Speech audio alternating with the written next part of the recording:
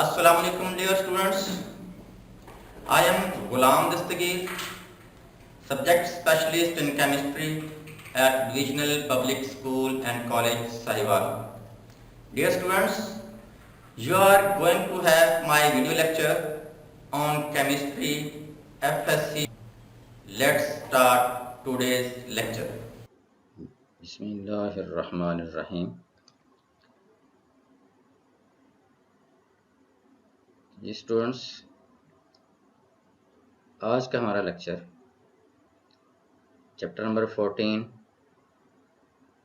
Macromolecules में से nucleic acids और एक्सरसाइज के हवाले से लेक्चर नंबर 47 है। इस लेक्चर में हम बात करेंगे न्यूक्लिक एसिड्स के हवाले से,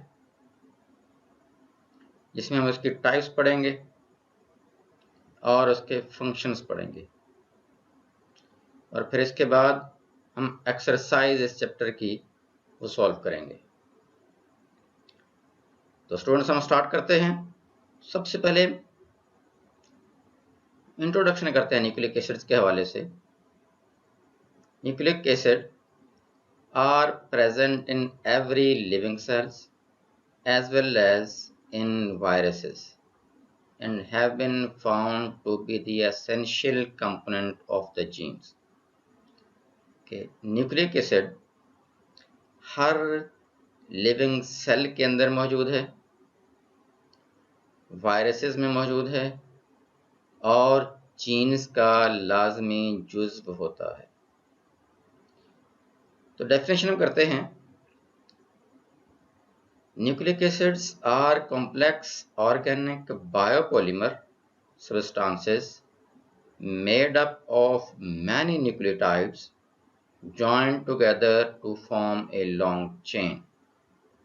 nucleic acid complex organic biopolymer होते हैं जो बहुत सारे न्यूक्लियोटाइड से मिलके एक चेन की शक्ल में मुकम्मल होते हैं। अगर हम बात करते हैं कि ये डिस्कवर कब हुआ, तो सबसे पहले nucleic acids were discovered in 1868 by Swiss physician Friedrich Miescher when he isolated a new compound from the nuclei of white blood cells which was neither a protein nor lipid nor a carbohydrate. कि nucleic acid सबसे पहले 1868 में Swiss physician Friedrich माइजर ने discover किया, जब उसने white blood cells के nucleus में से एक कंपाउंड सेपरेट किया जो कि ना तो वो प्रोटीन था, ना ही वो लिपिड्स या फैट में था और ना ही वो कार्बोहाइड्रेट था। उसकी प्रॉपर्टीज ना तो प्रोटीन से मिलती थी, ना लिपिड से मिलती थी और ना ही कार्बोहाइड्रेट से मिलती थी। इसलिए फिर उनको एक डिफरेंट नाम दिया गया। इसका स्ट्रक्चर क्या हो सकता है? Nucleic acids are composed of nucleotide. हम डेफिनेशन के अंदर पढ़ चुके हैं कि हमने डेफिनेशन के अंदर पढ़ा कि न्यूक्लियोटाइड्स मिलके एक लॉन्ग चेन की शक्ल में पॉलीमर बनाते हैं।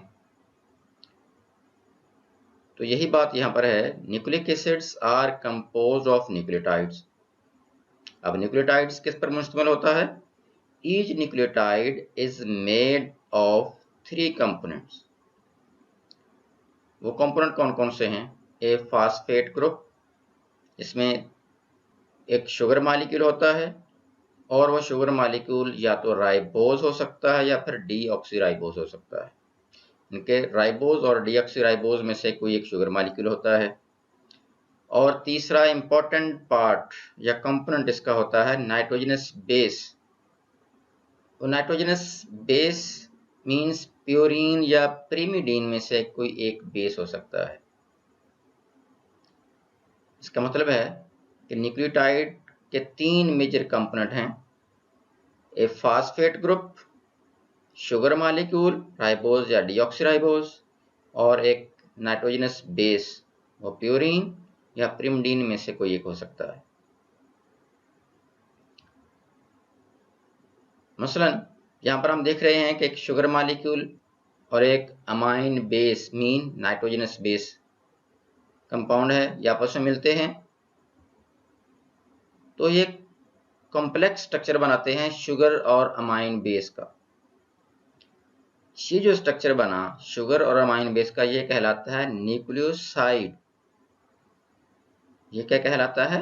न्यूक्लियोसाइड, यानी कि शुगर और अमाइन बेस का जो कंपाउंड बना मिलके वो न्यूक्लियोसाइड कहलाता है। अब इस न्यूक्लियोसाइड के साथ फास्फेट ग्रुप अटैच होता है तो ये फिर बन जाता है न्यूक्लियोटाइड, जिसमें तीनों कंपोनेंट मौजूद हैं, फास्फेट भी, शुगर भी और अमाइन बेस भी।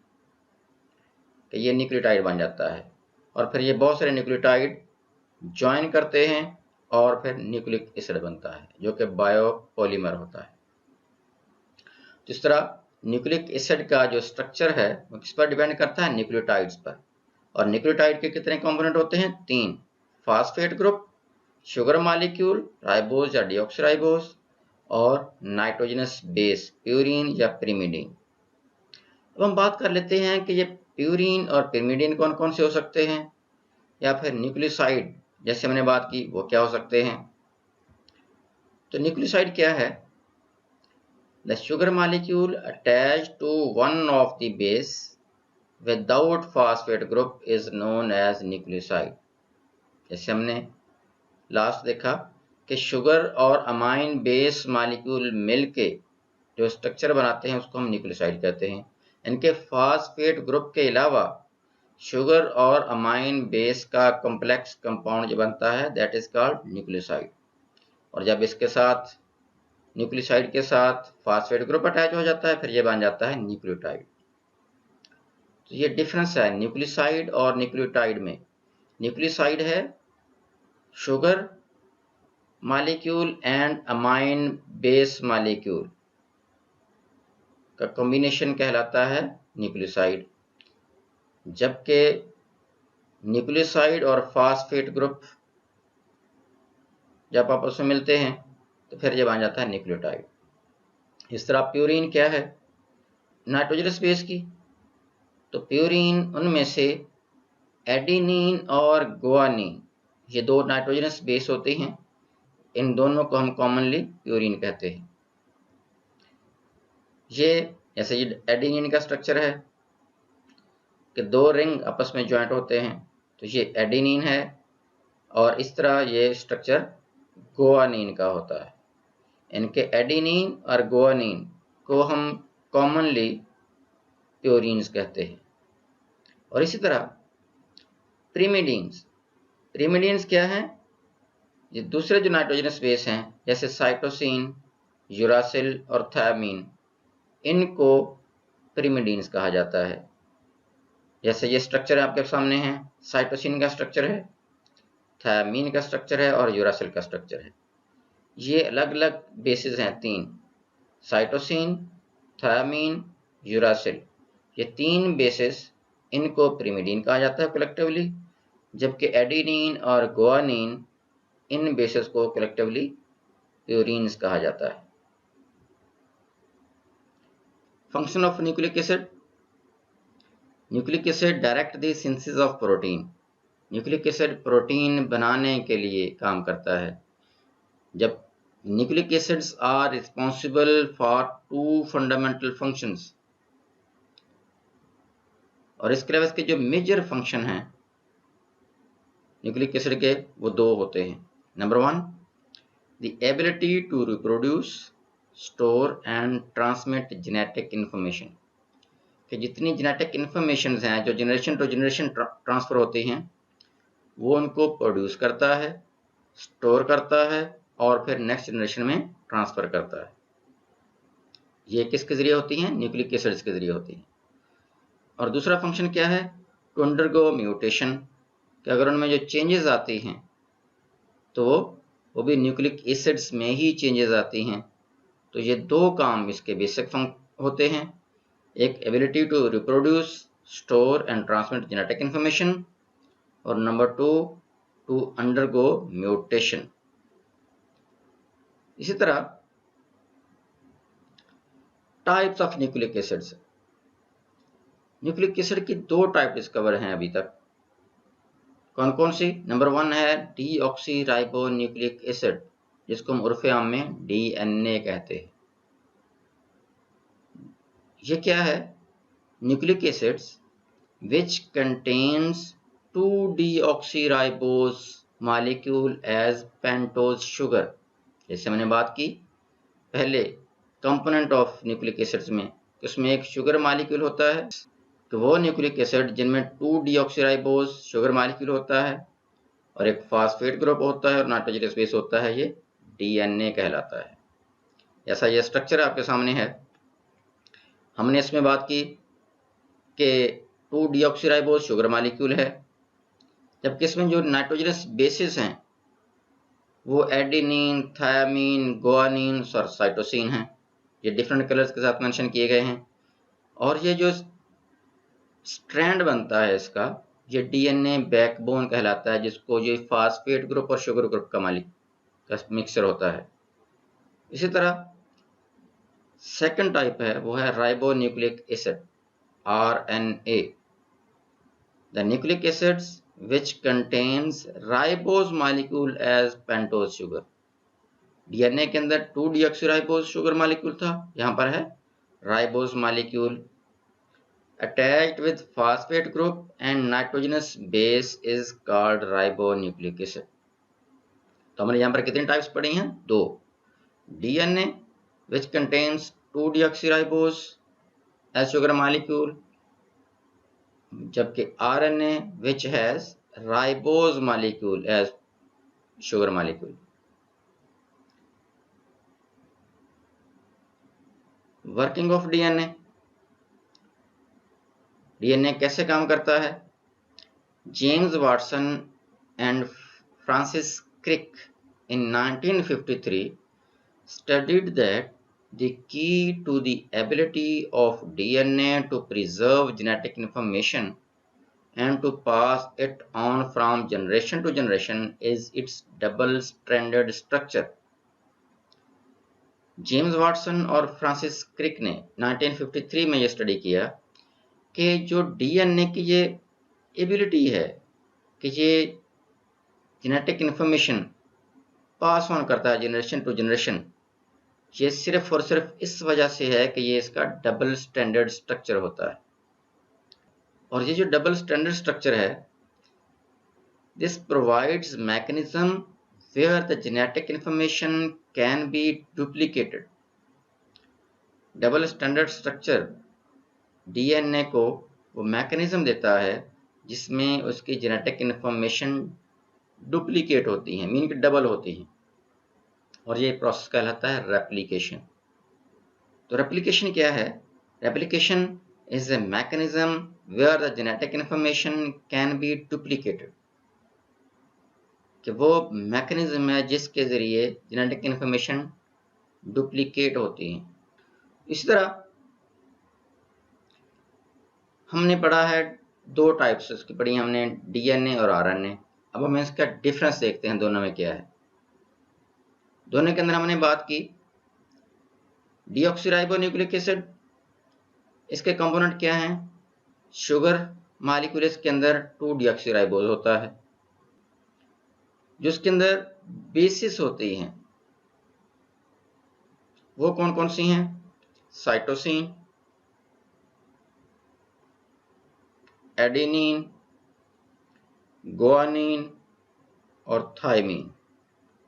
ये 4 बेसिस इसके अंदर मौजूद होती हैं डीएनए के अंदर, साइटोसिन, एडेनिन, गुआनिन और थायमीन। तीसरा डिफरेंस क्या है? Number 3, DNA is always double standard molecule. ये हमेशा डबल स्टैंडर्ड मॉलिक्यूल होता है इसके, और DNA carries genetic information. DNA क्या करता है? जेनेटिक इंफॉर्मेशन को कैरी करता है, ट्रांसमिट करता है फ्रॉम जनरेशन टू जनरेशन। इसी तरह आरएनए या राइबोन्यूक्लिक एसिड, इसमें शुगर मॉलिक्यूल राइबोज शुगर होता है। The sugar in RNA is ribose. 4 different bases are present in RNA. वो कौन कौन सी हैं? Cytosine, adenine, guanine. और ये तीनों बेसिस डीएनए के अंदर भी मौजूद होती हैं, लेकिन डिफरेंस है यूरासिल के अंदर। आरएनए में यूरासिल मौजूद होता है नाइट्रोजनस बेस, जबकि डीएनए के अंदर थायामीन होता है। इनके ये डिफरेंस क्रिएट करता है थायामीन और यूरासिल। बाकी तीनों बेसिस दोनों के अंदर मौजूद होती हैं। तो फिर आरएनए के अंदर बेसिस कौन कौन सी हैं? Cytosine, adenine, guanine and uracil. RNA is usually single strand molecule, ये सिंगल स्ट्रैंडेड मॉलिक्यूल होता है। और RNA put genetic information to work in the cell। RNA क्या करता है कि वो जो इंफॉर्मेशन उसको ट्रांसफर होती हैं वो सेल को ट्रांसमिट करता है ताकि सेल उसके मुताबिक काम करे। यानी कि RNA put genetic information to work in the cell, जबकि DNA क्या करता है?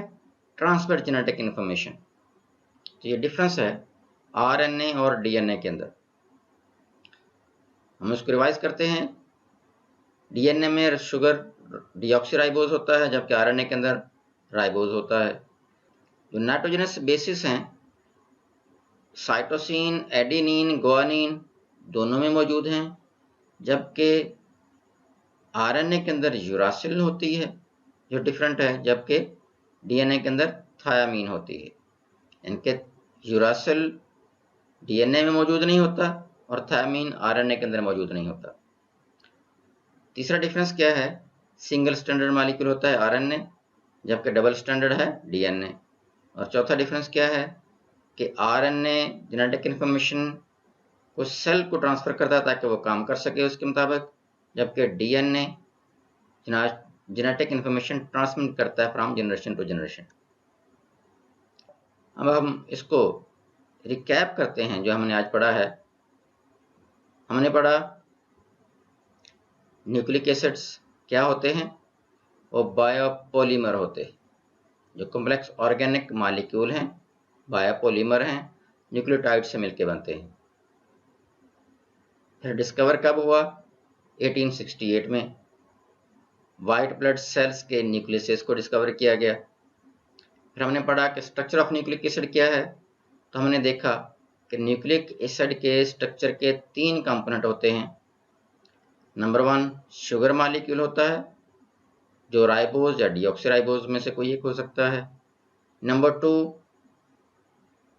इनके नाइट्रोजनस बेस मॉलिक्यूल होता है। और नंबर 3 फॉस्फेट ग्रुप होता है। ये 3 कंपोनेंट हैं न्यूक्लिक एसिड्स के हवाले से। फिर टाइप्स ऑफ न्यूक्लिक एसिड हमने पढ़ा। टाइप्स क्या हैं? 2 टाइप्स हमने पढ़ी, डीएनए डीऑक्सीराइबोज न्यूक्लिक एसिड और आरएनए राइबोज न्यूक्लिक एसिड। और इसके बाद हमने इसके फंक्शन पढ़े। फंक्शन क्या है? प्रोटीन प्रोड्यूस करने को डायरेक्ट करते हैं और ये जेनेटिक इंफॉर्मेशन ट्रांसफर करते हैं फ्रॉम जनरेशन टू जनरेशन। तीसरा हमने पढ़ा टू अंडरगो म्यूटेशन। ये हमारा आर्टिकल खत्म हुआ। अब हम एक्सरसाइज के हवाले से बात करते हैं। हम एक्सरसाइज को सॉल्व करने की कोशिश करते हैं। तो सबसे पहला क्वेश्चन है fill in the blanks. Number 1 macromolecules are built up from small units called. कि मैक्रोमॉलिक्यूल छोटे छोटे यूनिट से मिलके बनते हैं, उन यूनिट्स को हम क्या कहते हैं? Monomers. Number 2 nylon is a polyamide and terylene is a polyester। Nylon polyamide होते हैं जबकि टेरिलीन पॉलीएस्टर होते हैं। Number 3 nylon is prepared by the reaction of. कि 2 मोनोमर्स होते हैं नायलॉन के, एक होता है एडिपिक एसिड, और सेकंड होता है hexamethylene diamine. Number 4, based on their thermal properties plastics are divided into classes. कितनी क्लासेस में होते हैं? 2 क्लासेस में, थर्मल प्रॉपर्टी की बुनियाद पर 2 क्लासेस। इसको हम थर्मोप्लास्टिक और थर्मोसेटिंग प्लास्टिक कहते हैं। Number 5, polyvinyl chloride is a. अब कौन सी क्लास का ये प्लास्टिक है? Thermoplastic. Number 6, glucose is stored as. ये हमने पढ़ा कि ग्लूकोज लिवर में स्टोर होता है। किस फॉर्म में स्टोर होता है? ग्लाइकोजन के फॉर्म में। Number 7, glucose and fructose are water soluble carbohydrates. Glucose और फ्रक्टोज वाटर सॉल्युबल होते हैं, जबकि मैंने ये पढ़ा है कि स्टार्च कुछ हिस्सा सॉल्युबल होता है, बाकी इनसॉल्युबल होता है। Number 8, protein after digestion change into. Protein digest होने के बाद किसमें चेंज हो जाती हैं? Amino acids. Number 9, purine and pyrimidines are bases of nucleic acid. ये बेस होते हैं न्यूक्लिक एसिड्स की। Number 10, addition of plasticizer increases the flexibility of polymer। कि प्लास्टिसाइजर की एडिशन पॉलीमर की लचक में इजाफा करता है। नेक्स्ट क्वेश्चन है true and false. Number 1, nylon 6 and terylene are condensation polymers. कि ये कंडेंसेशन पॉलीमर्स की टाइप्स होती हैं। यस, ये ट्रू है कि ये कंडेंसेशन पॉलीमर्स होते हैं। Number 2, the disposal of plastic does not cause any pollution problem। कि जो हम प्लास्टिक को डिस्पोज ऑफ करते हैं, तो ये पोल्यूशन क्रिएट नहीं करता है, जबकि ये पोल्यूशन क्रिएट करता है। It means this is false. Number 3, fructose is a polysaccharide carbohydrate. Fructose हमने पढ़ा हुआ है कि ये सिंगल यूनिट होता है, मीन्स के मोनोसेक्राइड होता है। It means this is also false.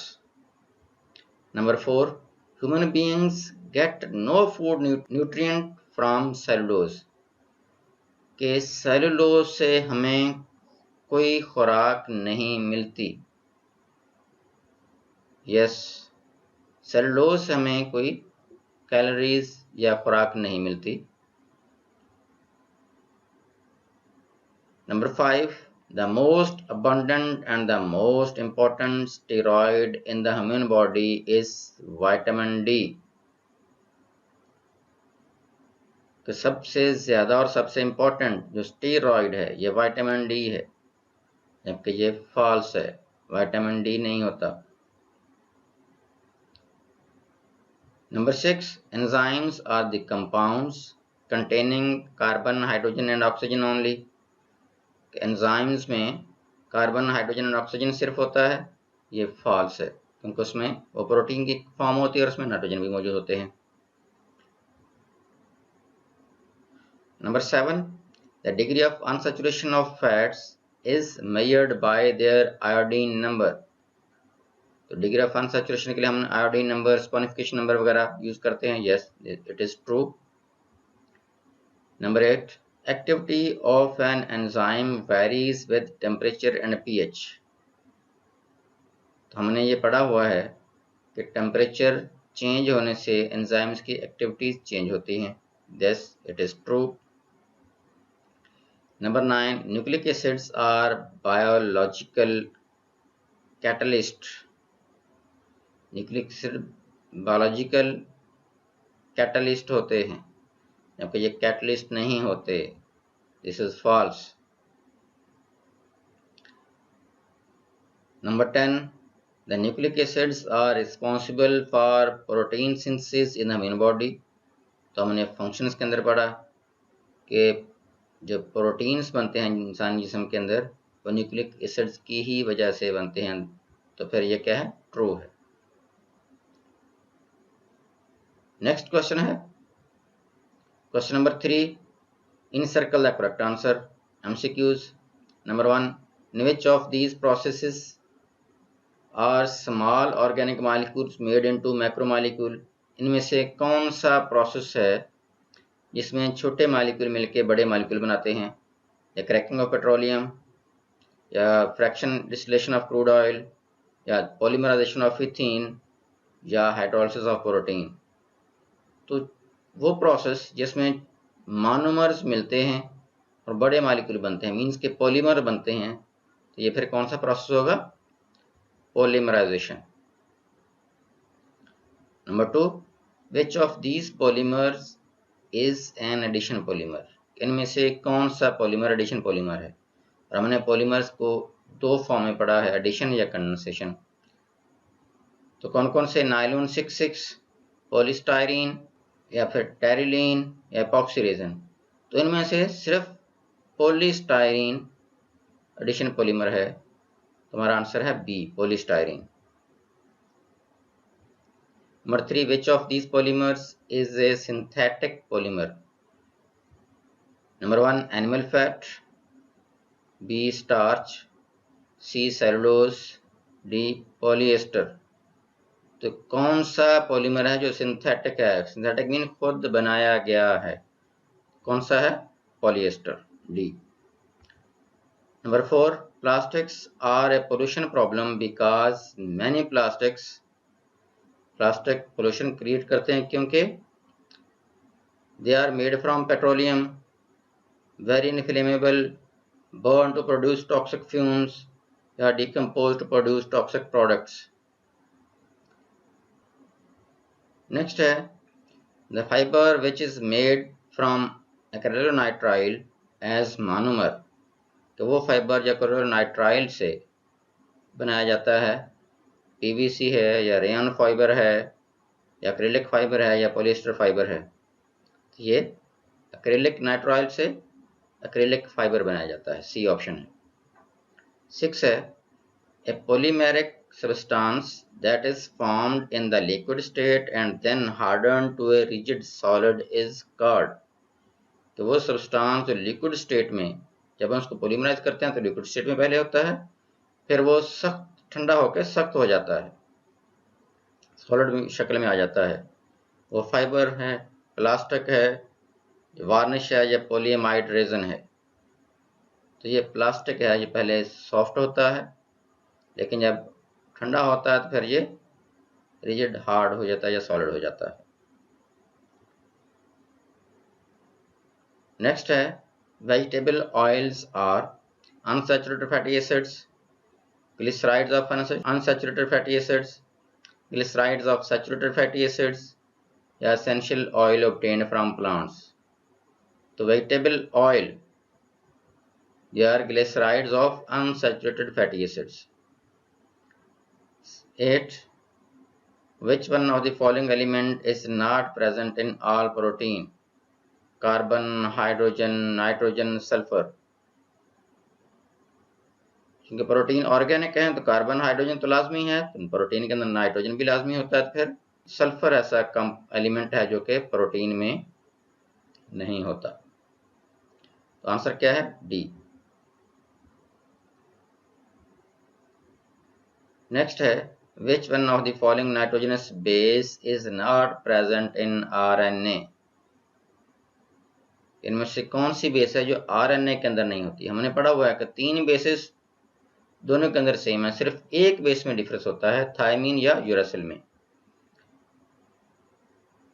कौन कौन सी बेसिस यहाँ पे दी हैं? ए, साइटोसिन, एडेनिन, थायमीन और यूरासिल। अब साइटोसिन, एडेनिन दोनों मौजूद होती हैं। थायमीन और यूरासिल में डिफरेंस है, थायमीन DNA के अंदर होती है और यूरासिल RNA के अंदर होती है। तो आंसर क्या होगा? यूरासिल। नेक्स्ट है which one of the following enzymes bring about the hydrolysis of fat? कौन से एंजाइम हैं जो फैट को हाइड्रोलाइज करते हैं? यूरिएज, माल्टेज, जाइमेज या लाइपेज। तो आंसर क्या है? Lipase, D option. नेक्स्ट है the reaction between fat and NaOH is called esterification, hydrogenolysis, fermentation या स्पॉनिफिकेशन। तो ये रिएक्शन कौन सा है? स्पॉनिफिकेशन, डी ऑप्शन। नेक्स्ट है which one of the following statement about glucose and sucrose is incorrect? जो ठीक नहीं है, both are soluble in water, yes. Number 2, both are naturally occurring, yes. Both are carbohydrates, yes. Both are disaccharide, no. अब sucrose तो disaccharide है जबकि glucose disaccharide नहीं होता, तो ऑप्शन क्या होगी? डी। नेक्स्ट क्वेश्चन है question number 6, what is the repeating units in each of the following polymer? इनमें से रिपीटिंग यूनिट्स कौन कौन से हैं, मीन्स कि उनके मोनोमर क्या है? पॉलीस्टाइरीन, पॉलीस्टाइरीन पॉलीमर है, तो इसका मोनोमर क्या है या रिपीटिंग यूनिट क्या है? इन पॉलीस्टाइरीन रिपीटिंग यूनिट और मोनोमर इज स्टाइरीन। स्ट्रक्चर दिया गया है सामने, स्टाइरीन रिपीटिंग यूनिट होता है। कैसे? कि ये स्टाइरीन है, ये पॉलीमराइज होता है, फिर ये पॉलीस्टाइरीन में कन्वर्ट हो जाता है, तो इसका मोनोमर सिंगल होता है, एक ही यूनिट मोनोमर है। तो पॉलीस्टाइरीन का मोनोमर क्या होगा? स्टाइरीन। इस तरह नेक्स्ट है नायलॉन 66। तो नायलॉन 66 के रिपीटिंग यूनिट्स कौन से होंगे या मोनोमर कौन से होंगे? नंबर 1 है एडिपिक एसिड और नंबर 2 है हेक्सामिथाइलिन डाइअमीन। ये दो मोनोमर होते हैं इसके, और दोनों मिलके कंडेंसेशन प्रोसेस के तहत नायलॉन 66 बनाते हैं। कैसे बनाते हैं? ये एडिपिक एसिड का मोनोमर है, n नंबर ऑफ मॉलिक्यूल्स हैं इसके। इसी तरह ये हेक्सामिथाइलिन डाइमीन का मोनोमर है, इसके भी n मॉलिक्यूल्स हैं। ये कंडेंसेशन प्रोसेस के तहत जब इनको हीट किया जाता है तो वाटर मॉलिक्यूल इसमें से रिमूव होता है और ये नायलॉन 66 बन जाता है। इनके दोनों मोनोमर आपस में इकट्ठे होते हैं तो ये नायलॉन 66 की शक्ल में पॉलीमराइज हो जाते हैं। दूसरा ये repeating units adipic acids and hexamethylene diamine किस फॉर्म में होते हैं? नायलॉन 66 की फॉर्म में पॉलीमराइज होते हैं। नेक्स्ट है टेफ्लॉन। टेफ्लॉन के रिपीटिंग यूनिट्स कौन से हैं? टेफ्लॉन के रिपीटिंग यूनिट्स हैं टेट्राफ्लोरोईथीन। ये कौन सा मॉलिक्यूल है? ये जिसमें 4 फ्लोरीन डबल बॉन्ड कार्बन के साथ अटैच होते हैं, टेट्राफ्लोरोईथीन। कैसे पॉलीमराइज होता है? ये टेट्राफ्लोरोईथीन का पॉलीमर है, n मॉलिक्यूल्स होते हैं इसके, पॉलीमराइज होता है और ये फिर आपस में लिंक करके n टाइम्स आपस में मॉलिक्यूल ये पॉलीमराइज होते हैं और टेफ्लॉन बनता है पॉलीमर की शक्ल में। इस तरह लास्ट इसका है ऑरलॉन। ऑरलॉन का रिपीटिंग यूनिट क्या है? एक्रिलोनाइट्राइल, जिसको मैंने एक्रेलिक फाइबर का नाम भी दिया था। एक्रिलोनाइट्राइल कैसे रिपीट होते हैं? ये मोनोमर है एक्रिलोनाइट्राइल का,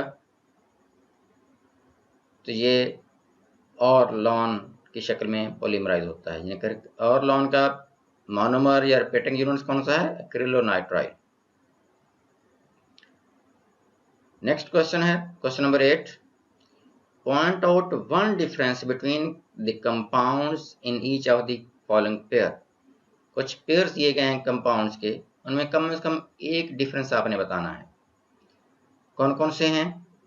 नंबर 1 है ग्लूकोज एंड फ्रक्टोज। इनमें डिफरेंस क्या है? Glucose is a polyhydroxy aldehyde molecule. Glucose aldehyde molecule होता है जिसमें एक से ज़्यादा OH ग्रुप अटैच होते हैं, तो इसलिए इसको पॉलीहाइड्रोक्सी कहा गया। तो glucose is a polyhydroxy aldehydes. ऐसा ये स्ट्रक्चर है, ये पॉलीहाइड्रोक्सी है, OH ग्रुप एक से ज़्यादा है और ये एल्डिहाइड है। जबकि फ्रक्टोज क्या है? फ्रक्टोज होते हैं पॉलीहाइड्रोक्सी कीटोन्स। नंबर 2 है माल्टोज एंड सुक्रोज, इनमें डिफरेंस क्या है? Maltose on hydrolysis gives glucose. जब माल्टोज के मालिक्यूल को हाइड्रोलाइज किया जाता है तो हमें 2 ग्लूकोज के मालिक्यूल मिलते हैं, यानी कि दोनों जो मालिक्यूल, क्योंकि माल्टोज भी डाइसैकराइड है, ये 2 ग्लूकोज के मालिक्यूल से मिलके बनता है। तो जब माल्टोज को हाइड्रोलाइज करेंगे तो हमें दोनों मालिक्यूल जो मिलेंगे वो ग्लूकोज के मिलेंगे। इसी तरह सुक्रोज है, सुक्रोज को जब हम हाइड्रोलाइज करते हैं तो ये ग्लूकोज और फ्रक्टोज के 2 मालिक्यूल हमें देता है। इनका sucrose is made from combination of glucose and fructose. जब इनको हाइड्रोलाइज करते हैं तो हमें 2 मालिक्यूल मिलते हैं, ग्लूकोज और फ्रक्टोज के। तो डिफरेंस क्या हुआ? Maltose on hydrolysis gives 2 molecule of glucose, but sucrose on hydrolysis give 1 molecule of glucose and the 1 molecule fructose. Next है सेलुलोज एंड स्टार्च। सेलुलोज और स्टार्च में क्या डिफरेंस है? Cellulose is a polymer of beta D glucose. Cellulose polymer है, glucose के molecule आपस में link करते हैं, लेकिन लिंकेज इनमें बीटा डी लिंकेज होती है। जैसा ये स्ट्रक्चर है, ये बीटा डी ग्लूकोज है। जब ये लिंक होते हैं इनका स्ट्रक्चर इस तरह से बनता है कि ये क्रॉस में आपस में लिंक करते हैं, तो ये बीटा लिंकेज कहलाता है। ये सेलुलोज का स्ट्रक्चर है। इस तरह स्टार्च ये अल्फा डी ग्लूकोज होता है। ग्लूकोज सेलुलोज के अंदर बीटा डी ग्लूकोज है और इसमें स्टार्च में अल्फा डी ग्लूकोज है। जब लिंक करते हैं तो ये एक ही साइड पर इनके लिंकेज होती है, ये इसको हम अल्फा लिंकेज कहते हैं। तो ये स्टार्च और सेलुलोज में डिफरेंस है। क्या डिफरेंस है? सेलुलोज बीटा डी ग्लूकोज का लिंकेज होता है जिसको हम बीटा लिंकेज भी कहते हैं, जबकि स्टार्च में अल्फा डी ग्लूकोज होता है और ये अल्फा लिंकेज कहलाता है। क्वेश्चन नंबर 11 है what is the difference between glycosidic linkage and peptide linkage. Glycosidic linkage क्या होती है? A glycosidic bond or glycosidic linkage is a type of covalent bond that joins a carbohydrate, a sugar molecule, to another group. जो sugar molecule को दूसरे group से join करता है, वो दूसरा मॉलिक्यूल मे और may not be another carbohydrate.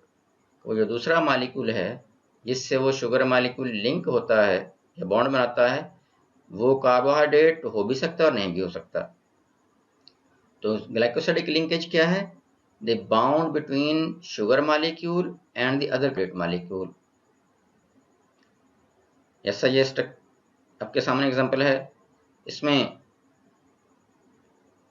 Glucose molecule हैं, दोनों मोनोसेक्राइड सब्सटेंसेस हैं, ये लिंक करते हैं, ये इसमें से वाटर मॉलिक्यूल निकलता है और जो ऑक्सीजन का लिंक बंधा है दोनों मॉलिक्यूल के दरमियान में, ये ग्लाइकोसाइडिक लिंकेज है। मीन्स के 2 ग्लूकोज को जोड़ने वाला जो बॉन्ड है वो ग्लाइकोसाइडिक लिंकेज कहलाता है।